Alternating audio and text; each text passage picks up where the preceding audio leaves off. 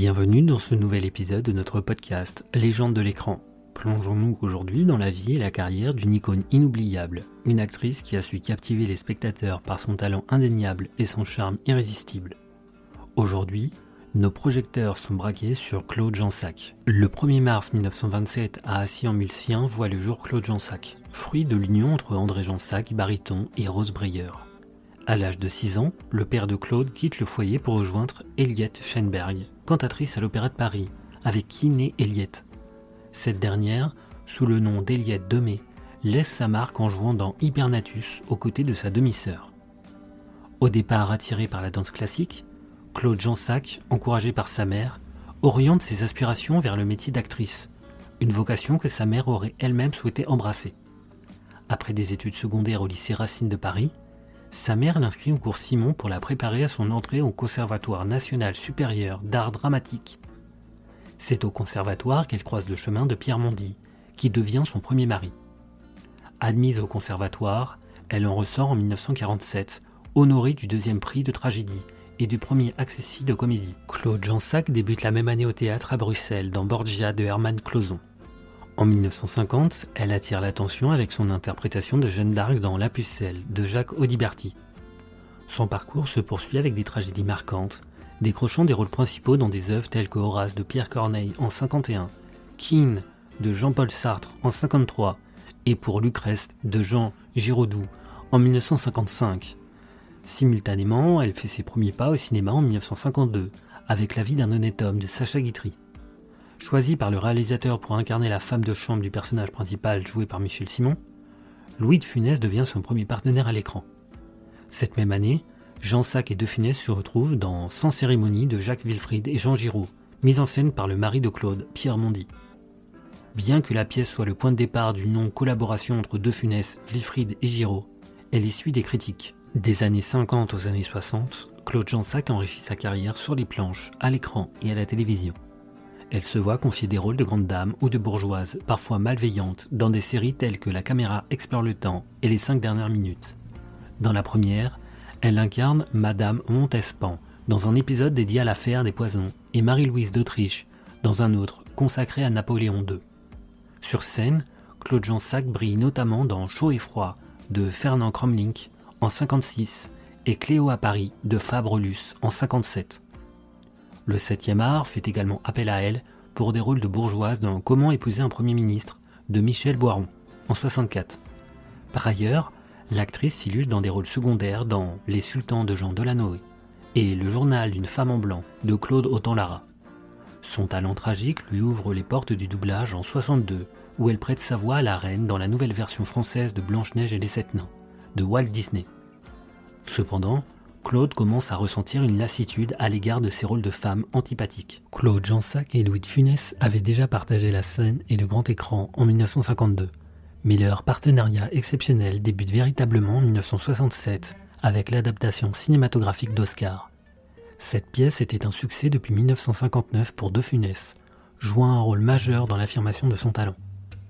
Cantonnée à des rôles secondaires au cinéma jusqu'au début des années 60, son ascension fulgurante débute avec les succès du Gendarme de Saint-Tropez en 1964, Le Cornio en 1965 et La Grande Vadrouille en 1966. C'est Jeanne, l'épouse de Louis de Funès, qui suggère Claude Jansac pour le rôle de l'épouse du protagoniste d'Oscar. Souhaitant que son mari incarne des personnages de haut rang social, il était crucial que l'actrice qui jouerait son épouse à l'écran possède une certaine distinction. Qualifiée de bonne copine par Patrick de Funès, fils et biographe de l'acteur, elle est également choisie en raison de la confiance que lui accorde Jeanne de Funès, sans craindre qu'elle ne lui vole son mari en dehors des plateaux. La confiance entre les deux couples s'était déjà établie lors du tournage de La vie d'un honnête homme en 1952, et Jeanne de Funès se souvient de Claude Jansac après l'avoir vu à la télévision dans un épisode des 5 dernières minutes. Peu de temps après, le couple de Funès assiste à une représentation de Claude Jansac dans La Dame de chez Maxime de Georges Feydeau. Son interprétation de Madame Petitpont les persuade définitivement. Claude Jansac reste profondément reconnaissante envers Louis et Jeanne de Funès d'avoir propulsé sa carrière, se réjouissant de quitter ses rôles de duchesse perverse ou de femme agressive. Cependant, initialement inquiète de se voir confier des rôles aussi importants au cinéma, elle découvre par la suite le succès du tandem de Funès-Jansac, basée sur la parfaite complémentarité entre les deux acteurs aux styles totalement différents. De Funès est hargneux et bouillonnant, tandis que Jean Sac est adorable, pétillante et distinguée. Elle apparaît dans Oscar en 1967, suivie de Les Grandes Vacances la même année. Elle y incarne une dizaine de fois l'épouse et une fois la secrétaire des personnages joués par Louis de Funès au cinéma, avec des rôles en 1968 dans Le gendarme se marie, en 1969 dans Hibernatus, en 1970 dans Le gendarme en balade et en 1971 dans Joe. Ces films rencontrent un grand succès commercial. Les Grandes Vacances et Le gendarme se marie se classant respectivement en tête du box-office français l'année de leur sortie, avec près de 7 millions d'entrées chacun. En 1967, Oscar prend la deuxième place, derrière Les Grandes Vacances, avec un peu plus de 6 millions d'entrées. Louis de Funès s'entend à merveille avec Claude Jansac et l'actrice devient l'une de ses partenaires privilégiés aux côtés de Michel Galabru. De Funès déclare à son sujet « On s'amuse beaucoup avec Claude. Elle pige très vite. Je n'ai pas besoin de lui expliquer 2 fois ce qui fait rire. » Néanmoins, en dehors des tournages, les deux acteurs se croisent peu. Grâce à De Funès, Claude Jansac devient une actrice populaire, indissociable de ses rôles en tandem avec l'acteur. L'expression « ma biche » employée par Cruchot reste gravée dans la mémoire des spectateurs. Parfois appelée ainsi dans la rue, Claude Jansac découvre même un jour cette expression inscrite sur un banc en face de chez elle. Cependant, les rôles d'épouse des personnages joués par Louis de Funès sont à la fois une bénédiction et un défi pour l'actrice. Par manque de temps, elle sacrifie sa carrière en dehors de ses films et décline plusieurs offres, bien que l'acteur l'ait averti des risques qu'elle court de ne plus décrocher des rôles à l'avenir. Elle demeure néanmoins active au théâtre, participant à des pièces comiques telles que Les Deux Vierges de Jean-Jacques Bricaire en 1975 et La Cage aux Folles de Jean Poiret en 1978, ainsi que dans La Folle de Chaillot de Jean Giraudoux en 1975. Parallèlement, elle fait plusieurs apparitions dans des productions d'Au Théâtre ce soir. Les années 70 marquent une période de ralentissement pour Claude Jansac, alors qu'elle ne figure ni au générique de Sur un arbre perché, ni de La Folie des grandeurs, ni des aventures de Rabbi Jacob. Elle n'a d'ailleurs participé à aucun des films de Louis de Funès, réalisés par Gérard Aubry. Ensuite, les 2 attaques cardiaques dont Louis de Funès est victime en 1975 le forcent à réduire son activité professionnelle. Elle retrouve l'acteur pour des rôles mineurs dans L'aile ou la cuisse en 1976 et La soupe aux choux en 1981. Dans le premier, c'est Louis de Funès qui l'a imposé dans le rôle de sa secrétaire, et elle doit arborer une perruque grise afin que les spectateurs ne reconnaissent pas l'habituelle Madame de Funès à l'écran. Louis de Funès lui offre le rôle le plus significatif de Frosine dans son adaptation cinématographique de L'Avare en 1980, puis elle redevient sa femme dans le dernier volet du Gendarme, Le gendarme et les gendarmettes, sorti en 82. Ce film marque la dernière apparition à l'écran de Louis de Funès, décédé en janvier 1983. Claude Jansac n'avait pas pu tenir le rôle dans Le gendarme et les extraterrestres en 1978, car elle devait répéter au théâtre La maison des cœurs brisés de Georges Bernard Shaw. Elle fut remplacée par Maria Mauban, dont le texte avait été réduit. Après la mort de Louis de Funès en 1983, la carrière de Claude Jansac décline. Elle atteint la soixantaine et son nom est trop lié à celui de Louis pour susciter l'intérêt des producteurs et réalisateurs.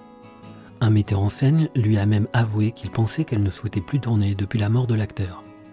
Cependant, elle obtient suffisamment de rôles pour poursuivre sa carrière de comédienne.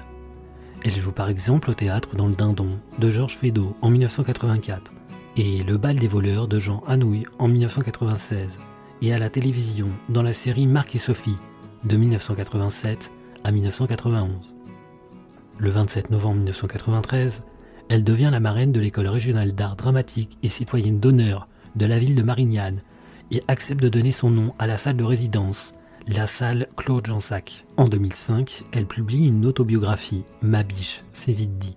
Le titre fait référence au surnom que lui a donné Louis de Funès dans leur film. Elle retrace dans ce livre son parcours avec De Funès, mais aussi son expérience de comédienne, et raconte des anecdotes de tournage. À la fin des années 2000, Claude Jansac connaît un renouveau professionnel tardif, même si plusieurs films dans lesquels elle devait jouer sont annulés à cause de la crise financière. Elle apparaît dans la série Sous le soleil en 2005, puis obtient un rôle important dans La prophétie d'Avignon, saga d'été de 2007. Elle joue ensuite sur scène La perruche et le poulet, avec Jean-Pierre Castaldi en 2008. Elle devient un personnage récurrent de la série télévisée Scène de ménage à partir de 2012, et obtient des rôles secondaires dans 2 films de jeunes réalisatrices en 2013. Elle s'en va d'Emmanuel Berco et Lulu, femme nue de Solveig Ampache. Ce dernier film lui permet d'être nommée pour le César de la meilleure actrice dans un second rôle en 2015, alors qu'elle a presque 88 ans. Le 25 décembre 2015, elle apparaît le temps d'un sketch dans l'émission spéciale Nos chers voisins, Fête la nouvelle année, diffusée sur TF1. Son dernier rôle au cinéma est dans Baden-Baden de Rachel Lang, en 2016, où elle joue le personnage de la grand-mère du personnage principal, Anna, jouée par Salomé Richard. Il était prévu qu'elle tourne en 2017 dans le film Nos années folles, sous la direction d'André Téchiné. Claude Jansac fait la connaissance de son premier mari, Pierre Mondy, lors de leur passage au cours Simon, où ce dernier est élève. En 1952, ils célèbrent leur union, mais cette histoire d'amour s'achève par un divorce 2 ans plus tard. Le mariage rassemble plusieurs personnalités du monde du théâtre, telles que Pierre Freinet, Yvonne Printemps, Marcel Achard et Jacqueline Maillan. Les collègues de conservatoire de Claude Jansac voient cette union comme une mésalliance, car elle est alors associée à un théâtre tragique et cérébral, tandis que Pierre Mondy est davantage orienté vers le boulevard.